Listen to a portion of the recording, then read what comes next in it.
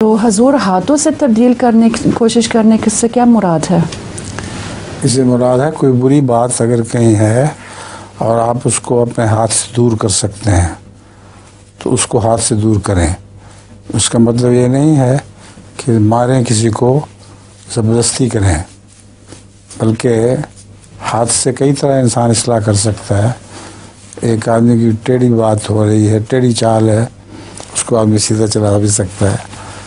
تو اور اس سے یہ مراد نہیں ہے جو مولوی لیتے ہیں۔ مولوی ترجمہ کرتے ہیں کہ ہاتھ سے ٹھیک کرنے کا مراد یہ ہے کہ زبردستی اس کو ٹھیک کرو۔